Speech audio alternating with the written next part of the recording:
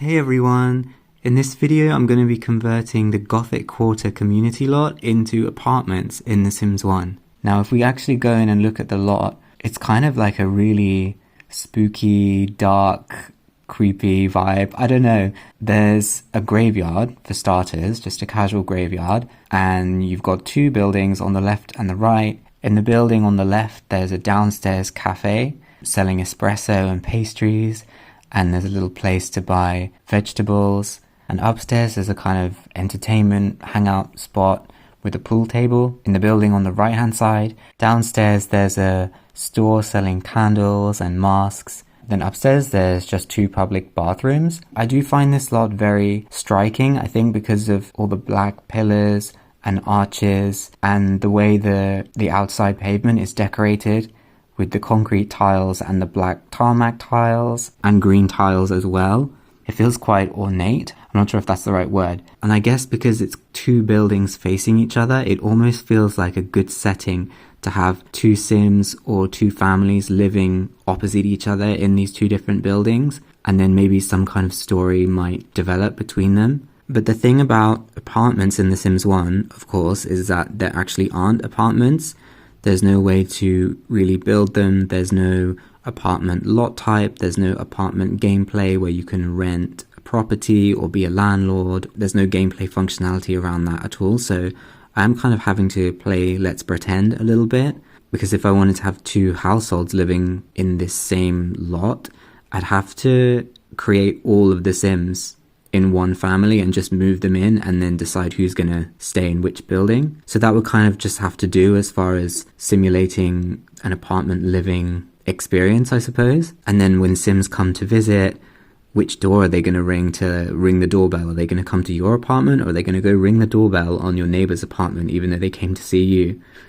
So yeah, I feel like it requires a little bit of imagination. The other thing is, of course, in The Sims 1, you can't just change a lot from a community lot to a residential lot just like that. You have to rezone it, which means the lot has to be bulldozed. So the first thing I actually had to do was bulldoze this lot and recreate it completely from scratch. Fortunately, the graveyard and the trees stayed on the lot, so I didn't have to place those again. Actually, I don't know how you would even get gravestones, because you can't place those in buy mode.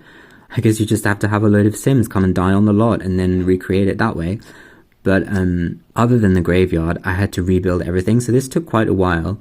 I wanted to get the lot looking basically exactly the same as it originally did as a community lot. And this also included initially furnishing the residential version of the lot with the items that the community lot version had, even though some of the items are actually not available when you build a house. So you can't buy like the pastry counter or the espresso counter or the stand that sells vegetables, the displays selling candles and the wall speakers. But I wanted to like recreate the feel and the vibe of the lot initially as a community lot, and then start to go in and make changes and redecorate as if it's a residence. I kind of had this idea that like the whole community in Old Town has voted for this building to be converted into apartments. Like they've approved it and they want it to happen, but there are certain regulations in place that mean you can't really change certain aspects of the lot because it's a historical building.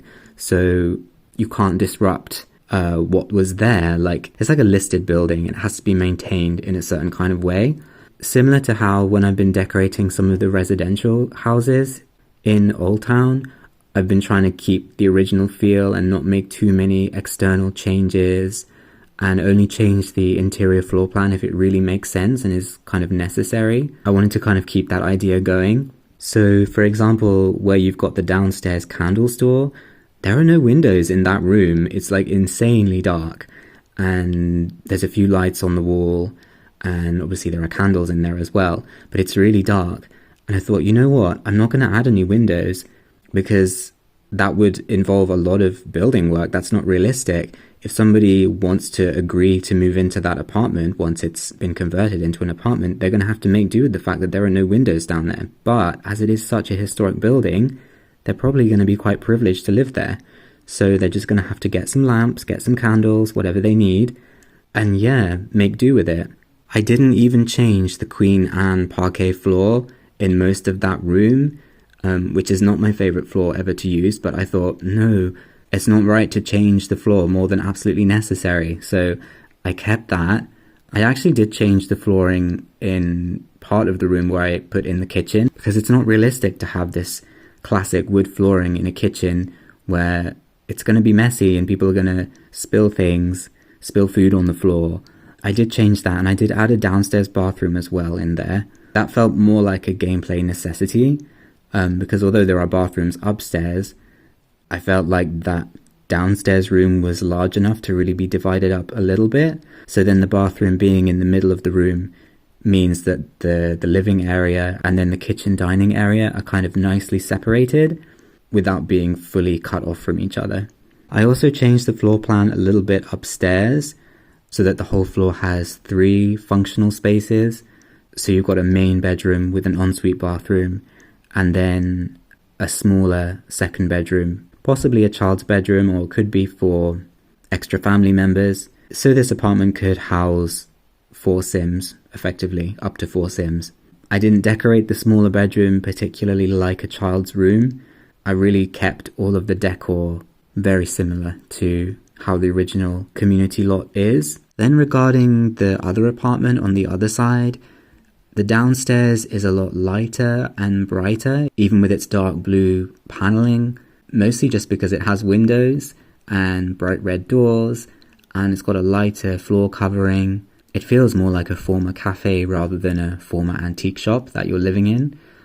Hopefully that's kind of the feel that we're still going for. And then the downstairs public bathroom I just kept as the bathroom for the whole apartment.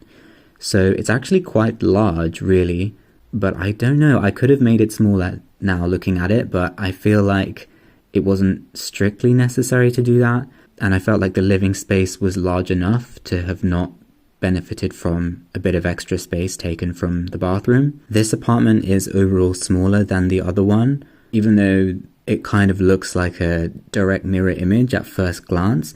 It's actually a couple of tiles shorter. So the upstairs in particular it does feel quite a bit smaller than the other apartment.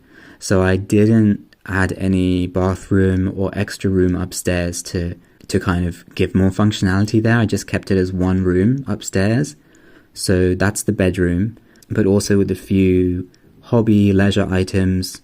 I put the chess table up there because that used to be downstairs in the cafe, as well as a computer, and I also put a telescope on the balcony, so that's just another fun gameplay object to have for that apartment.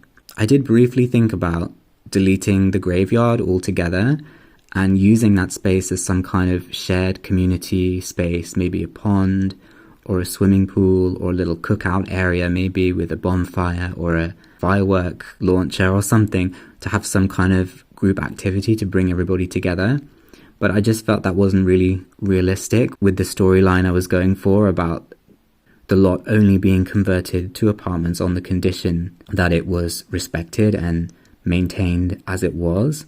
So maybe the graveyard would be a factor to really put people off wanting to move in, but also the draw of living in such a historic district and such a historic building could be, a real thrill. So I think that's very up to the individual sim to decide. I could definitely see a grown-up Cassandra Goth maybe living here, maybe in the smaller apartment, the one that used to be the cafe. Once she's all grown up and she's bored of living with her parents, I could maybe see her moving out and living here. So yeah, that's my conversion of the Gothic Quarter community lot into apartments. Feel free to leave any thoughts about this lot in the comments, and leave a like and subscribe to the channel if you've enjoyed. I will see you in another video really soon. Bye!